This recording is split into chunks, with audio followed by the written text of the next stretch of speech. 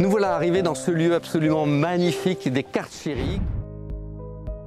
Un lieu préféré pour comprendre qui est Saint François. Il aimait cette belle cathédrale de la nature qui lui faisait méditer sur la beauté de la création. Et c'est pour ça qu'on va associer souvent Saint François à la protection de l'environnement, à l'écologie, parce qu'il aimait se retirer dans ces lieux, mais avant tout pour prier.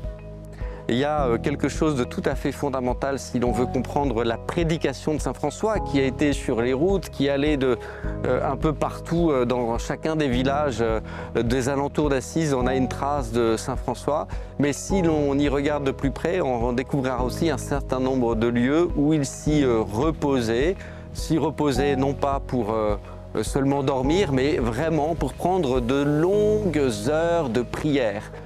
Vous allez découvrir en visitant les Cartieri ce petit monastère d'une certaine manière avec des petites cellules et aussi la chambre de Saint François creusée dans le rocher qui nous montre que cette vie de prière c'est aussi une vie assez rude en réalité pour plonger dans le silence et la solitude.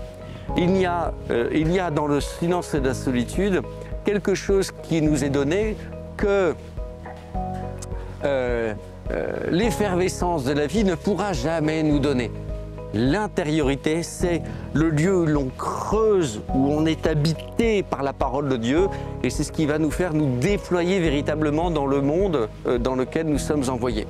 On résiste souvent parce que c'est difficile à nous isoler pour prier dans un monastère ou dans des lieux où nous n'avons pas la tentation de nos réseaux sociaux, de nos portables, de ce que nous avons à faire, des plaisirs de la vie qui, d'une certaine manière, nous consomment plus que nous ne les consommons.